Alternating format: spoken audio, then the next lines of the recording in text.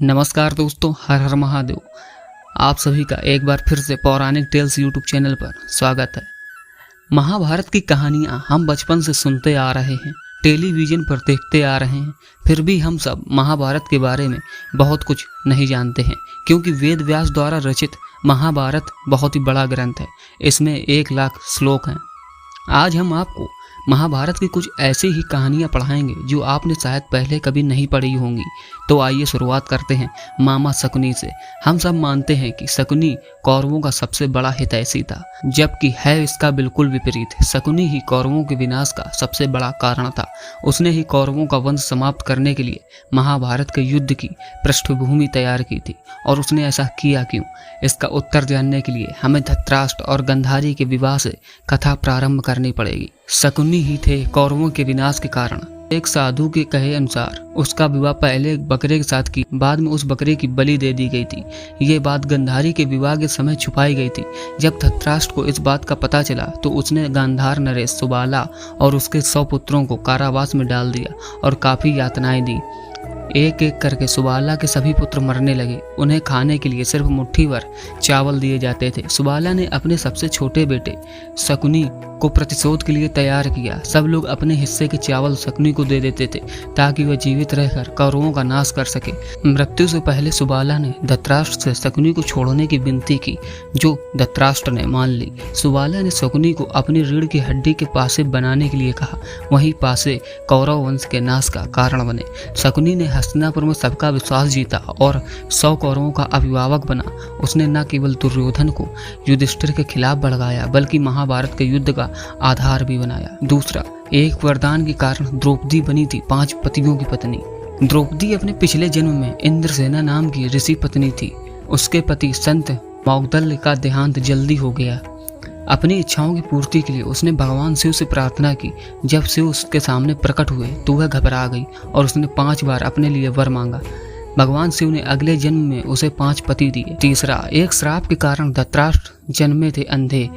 धृतराष्ट्र अपने पिछले जन्म में एक बहुत दुष्ट राजा था। एक दिन उसने देखा कि नदी में एक हंस अपने बच्चों के साथ आराम से विचरण कर रहा है।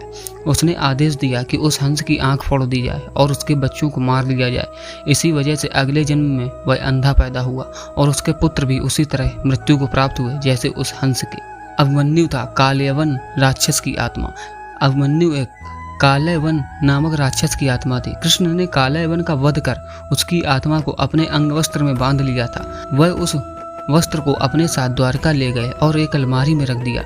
सुभद्रा, जो कि अर्जुन की पत्नी थे, उन्होंने गलती से जब वह अलमारी खोली तो एक ज्योति उसके गर्भ में आ गई और वह बेहोश हो गई। इसी वजह से अभिमन्यु को चक्रव्यूह भेदने का सिर्फ आधा ही तरीका बताया गया था। 5वां, एकलव्य ही बना था द्रोणाचार्य की मृत्यु का कारण। एकलव्य देवा था, वह जंगल में खो गया था। उसको एक निषद हिरण्यधनु ने बचाया था। एकलव्य रुक्मणी स्वयंवर के समय अपने पिता की जान बचाते हुए मारा गया। उसके इस बलिदान से प्रसन्न होकर श्री कृष्ण ने उसे वरदान दिया कि वह अगले जन्म में द्रोणाचार्य से बदला ले पाएगा।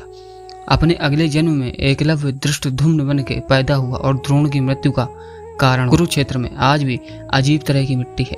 कुरुक्षेत्र में एक जगह है जहां माना जाता है कि महाभारत का युद्ध हुआ था। उस जगह कुछ 30 किलोमीटर के दायरे। मिट्टी की संरचना बहुत अलग है। वैज्ञानिक समझ नहीं पा रहे कि यह कैसे संभव है, क्योंकि इस तरह की मिट्टी सिर्फ तब हो सकती है अगर उस जगह पे बहुत ज़्यादा तेज गर्मी हो। बहुत से लोगों का मानना है कि लड़ाई की वजह से ही मिट्टी की प्रवृत्ति बदली। श्री कृष्ण ने आखिर क्यों लिया था बर्बरीक का सर दान में? बर्बरीक भीम का पोता और घटोत्कच का पुत्र था। बर्बरीक को कोई नहीं हरा सकता था, क्योंकि उसके पास कामाख्या देवी से प्राप्त हुए 3 तीर थे जिनसे वह कोई भी युद्ध जीत सकता था। पर उसने शपथ ली थी कि वह सिर्फ कमजोर पक्ष के लिए ही लड़ेगा। अब चूंकि बर्बरीक जब वहां पहुंचा तब कौरव कमजोर थे, इसलिए उसका उनकी तरफ से लड़ना तय था। जब यह बात श्री कृष्ण को पता चली तो उन्होंने उसका शीश ही दान में मांग लिया तथा उसे वरदान दिया कि तू कलयुग में मेरे नाम से जाना जाएगा। इसी बर्बरीक का मंदिर राजस्थान के सीकर जिले के खाटू श्याम जी में है, जहां उनकी बाबा श्याम के नाम से पूजा होती है। हर योद्धा का अलग था संग। सभी योद्धाओं के शंख बहुत शक्तिशाली होते थे। भागवत गीता के एक श्लोक में सभी शंखों के नाम हैं।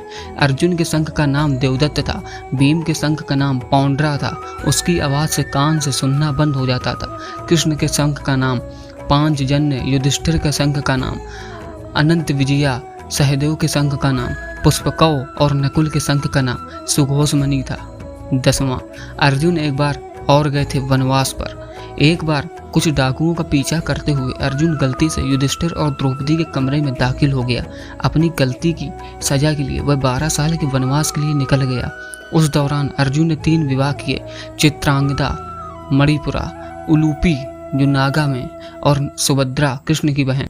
इसी नाग कन्या उलूपी उसे एक पुत्र हुआ जिसका नाम इरावन पड़ा। महाभारत के युद्ध में जब एक बार एक राजकुमार की स्वैच्छिक नरबलि की जरूरत पड़ी तो इरावन ने ही अपनी बलि दी थी। इरावन की तमिलनाडु में एक देवता के रूप में पूजा होती है तथा हिजड़ों की उनसे शादी होती है। ऐसा क्यों होता है, इसके लिए आप हमारे चैनल को सब्सक्राइब कर दें और कमेंट में हर हर महादेव जरूर लिख दें। आपको अगले वीडियो में हम ये चीज़ जरूर बताएंगे। मिलते हैं नेक्स्ट वीडियो में, तब तक के लिए आप सबका धन्यवाद।